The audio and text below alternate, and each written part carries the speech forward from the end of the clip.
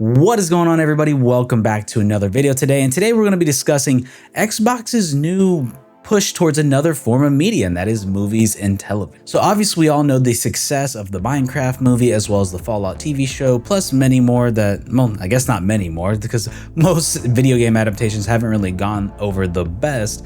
But after the success of the most recent films that Xbox and Microsoft have put out as of recently, this is leading to them wanting to invest further into that sector of their business. It was recently announced on Entertainment Weekly that Xbox COO Matt Booty has confirmed that Microsoft has over a dozen active projects, but they are planning to license these IPs out to Netflix and Amazon to help minimize some financial risks that they may face, which quite honestly makes a little bit more sense. Obviously, like we see this in the video game space, obviously vice versa, where like Disney or Star Wars or whoever, they are licensing out their IP to video game studios to then make those games and so on and so forth. So in this way, they're kind of like doing the reverse to your tech giants like an Apple TV or a Netflix or an Amazon Prime or so on and so forth, which to me makes sense as a safe bet. Kind of take the risk off of you. They can then make the money that they can make, and then obviously get their publicity that they want in the press that they get from those that are doing well. We all know that when Fallout came out, the massive boost that it had to just the game sales that Fallout had. I mean, it was the top of the charts on Steam and PlayStation and Xbox the moment that season 1 dropped. And obviously they want to kind of recapture that in these upcoming projects. So there's not a lot of verified for sure projects that are going to happen. There's a couple of rumors and a couple of other things. So I'm going to kind of break these down by the unquestionables, the active projects that are happening, then some of the ones that are supposedly going to happen, or maybe they're like heavily rumored. So we're going to start off with the first one being Sea of Thieves live action. So this was confirmed by Xbox and Entertainment Weekly in late June 2026. And it's going to be produced by Destin Daniel Cretton, the creators of Shang-Chi and Spider-Man Brand New Day, and through his company Hisako Films. No director is attached to this film yet, but the concept, Matt Booty explicitly addressed the challenge of adapting a game without a main character. The main character of the Sea of Thieves game is actually the player itself, because you kind of create your own pirate. It's going to be a little difficult, and I'm curious to see how they manage this. I mean, they were able to do it with Minecraft, but I mean, I guess Minecraft, you do have Steve at the end of the day, even though Steve doesn't have much of an arc.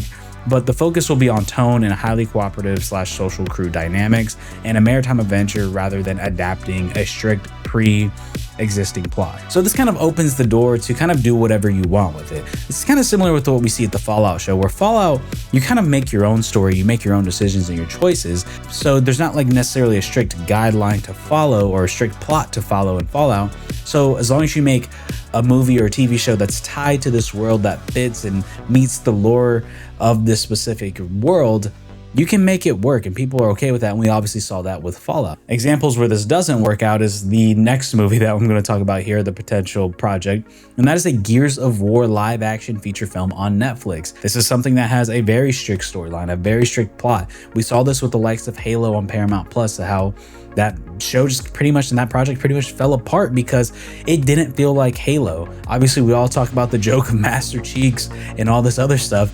And honestly, like I couldn't even finish season 2. I started season 2 on that show and it didn't feel like Halo. Sure, you had Halsey in there, but outside of that, I mean, and Cortana, which it just felt like it wasn't Halo. It felt like this other show that hopefully whoever is taking on this project at Microsoft, and I don't know how much say they're going to have into this, but like, let's make sure that Gears of War is meeting the expectations that we want in the story to follow, because it's a very touching story about brotherhood, honestly. Like if you really dig deep into what Gears of War is about, it's about interrelationships that everybody in Delta Squad had. So this is long confirmed, is actively moving forward with Netflix, and the director is going to be David Lynch, which awesome to see. He's the creator of Deadpool 2 as well as Bullet Train. I absolutely love Bullet Train. It's one of my favorite movies in the most past recent years, and the first 2 Deadpools were really good. Not a huge fan of the last one with Wolverine, but yeah, I'm glad to see somebody with the likes of Bullet Train on there, somebody who and Deadpool who understands like the graphic and the goriness of what Gears of War is, and obviously we expect them to bring this into this Gears of War project. It is officially locked in as a gritty Delta Squad origin story following humanity's desperate survival against subterranean locust hordes. It is deliberately being timed to help build alongside the upcoming Gears of War E-Day game. So we don't know much about the movie yet, in terms of like, is it currently filming or how far along we are in this project? But clearly they kind of want to line this up to match some of the hype of E-Day. Obviously, I think we're still kind of ways away because I don't think even the casting has been set yet. There's been discussions of Dave Bautista being Marcus Phoenix. Look, if this was Dave Bautista of 20 years ago, 100% down. Maybe he can pull it off, but if they want to do something long-term with the movie franchise and continue to have this thing going for a couple movies and spin-offs, I love Dave Bautista. Man, he is getting old. He's not the same guy. He's not the same size. I love him as an actor. I just don't know how much he can play this role of Marcus Phoenix, who's this big, grueling guy. Maybe in Gears 5, where he plays a lot older of a guy, but we'll see. I mean, my main concern is not Dave Bautista in the first movie, it's Dave Bautista in the third or fourth one if this thing happens to do really well. But I'm really curious to see how a lot of this stuff shakes out. Let me know in the comments down below who you would like to see play who in the Delta. Another one that is confirmed is the Call of Duty movie. Now, there's no exact like confirmation on what storyline Call of Duty is going to follow. Is it going to follow the Modern Warfare trilogy, the original one? Is it going to follow the Black Ops storyline? For my own personal sake, I would love to see the Black Ops storyline because the Black Ops Call of Duty campaigns. But I think they're probably going to go the Modern Warfare route if I had to guess. The creative team behind this is going to be Paramount Pictures and Activision, and it's going to be directed by Peter Berg. He is the creator or the director of Hancock and Lone Survivor. I'm a huge fan of Lone Survivor. Hancock's a fun movie. Two completely different movies, obviously, when you think about it. But then also it's going to be co-written by Taylor Sheridan, who is the writer of Sicario and Yellowstone. Never watched Yellowstone. Love Sicario. Sicario is such an underrated film. It's so good. It's locked in for June 30th, 2028, confirmed by a teaser reel shown by exhibitors at CinemaCon. So what we know is that Berg and Sheridan are working directly with special ops community to emphasize the grounded human-level soldier stories mixed with the massive blockbuster scale. The specific sub-franchises have not been publicly named, kind of like what I was saying, the Modern Warfare or the Black Ops.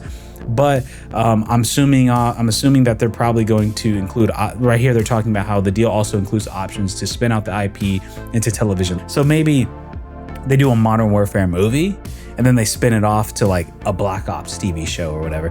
Because I would love to see a really cool grounded show in during the Cold War for Black Ops 1. That stuff's awesome. Seeing like Nuketown and things like that. I'm curious to see how this shakes out because there's a couple different ways they can go with this. They could either follow the games or just pretty much take some of the characters from the game. Like I said, I'm curious to see how this shakes. And obviously the other this layup is the Fallout Season 3. But then, not to talk too much about that, but there's also the talks of a Minecraft animated series, which is going to be great for the kids. Both are fully greenlit and in active production. Season 3 has actually been recently announced, and they're going to start filming soon. Meanwhile, Netflix and Mojang are actively working on a stylized CG animated Minecraft series, separate from the theatrical movie, and it's being animated by Wild Brain Studios, the same studio company that made Sonic Prime, which, look, I'm not a huge watcher of like kids television, but I did watch Sonic Prime because I'm a big Sonic fan. Sonic Prime's actually a really good show. I see why it went on for a few seasons, and it had a nice like arc, like had a nice beginning and end. It was actually a really good show for a kids show. Every now and then you get those kids shows where it's like, man, this is even good as an adult to watch. So now let's move on to the rumor mill. Here's some of the whispers that were kind of like getting brought up. The first one being a Wolfenstein Amazon series rumor. This is following the massive success of Fallout. Hollywood insiders report that Amazon Prime is aggressively searching Bethesda's Wolfenstein IP for a premium, high-budget, alternate history sci-fi military series. What a mouthful! Focusing on B.J. Blazkowicz. And yeah, I mean, to talk a little bit about this, I'm super down. I just started getting into the Wolfenstein franchise. I just started the new of the first of the reboot on my Steam Deck, so that's something I'm really excited to learn more about. I'm a huge World War II junkie, and Wolfenstein just kind of flew under the radar for me. I never actually like got into it, so I'm trying to get into it now. I'm probably going to be covering that game whenever I inevitably beat it. on my secondary channel called Nostalgic Pixels, where I go and play retro games and games that I kind of missed throughout my years because there's just so many, there's too much. So if you want to check out reviews and stuff like that of classic games, please feel free to go to that channel. I'll have it linked down in the description below to check out. And yeah, hopefully I'll see you guys over there. Anyways, let's move on to the next rumor mill, and that is Halo, bringing it back. Following the cancellation of Paramount Plus series, trades have been hinted that Xbox is restructuring the IP for Hollywood. The rumor is hard pivot away from television and more towards a big budget, lore accurate theatrical film reboot. Thank the Lords and the heavens that this is actually happening. I actually wasn't even against a TV show, to be honest with you. I'm honestly at the point where I'd rather have a TV show than a movie, but we all know that sometimes movies don't get that same budget that a TV show will have. But the one thing that I loved hearing about this is that they're going to do a lore accurate theatrical film where I'm actually going to stick to the lore of the actual storyline, which is amazing to see. And honestly, I don't think you want to do a TV show right now because you just had the TV show on Paramount Plus that didn't work out. And I think you're going to produce a lot of confusion if you release another TV show, say it's somewhere else. And it just, the TV shows are too close together. I think right now you do a big budget movie, you separate yourself from that TV show, and you know it would be sick if they did a Halo movie. They did well, they did bonkers. You do a movie for each game, and then you do a TV show of ODST. That would be so lit. I'd be so for that. Do a TV show of ODST, the cleanup crew that's coming in after. That would be sick.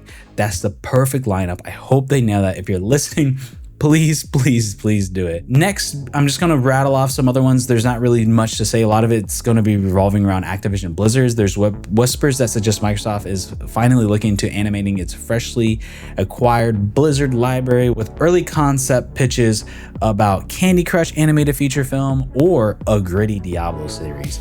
I think the Candy Crush thing is, to be honest with you, it sounds dumb as hell. It's bejeweled, but like candy. I mean, there's nothing to it. Like, I don't understand, but they're gonna make it work somehow, one way or another. A Diablo show would be sick. It doesn't even have to be live action. I'd be down for a Diablo animated series. That would be dope. I'd be all for that. But yeah, I mean, that's all I pretty much have in terms of the rumors and also confirmed stuff. They're saying over a dozen. I don't know what else there could potentially be. Maybe an actual Forza movie.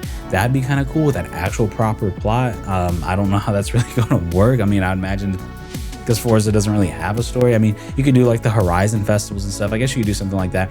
I'm sure they're digging into the depths to kind of figure something out. Elder Scrolls movie, a Skyrim movie. I'm surprised that's not like really talked about enough. I mean, that's just a massive IP.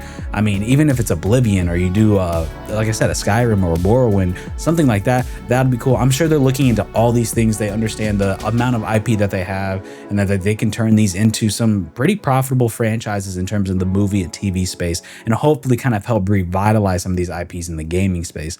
That'd be great as well. But let me know what you think down below. What do you think of some of these potential projects and Xbox pushing towards this more Hollywood approach to their IPs? And yeah, let me know what you think, and I will see you guys in the next one. Peace out, everybody.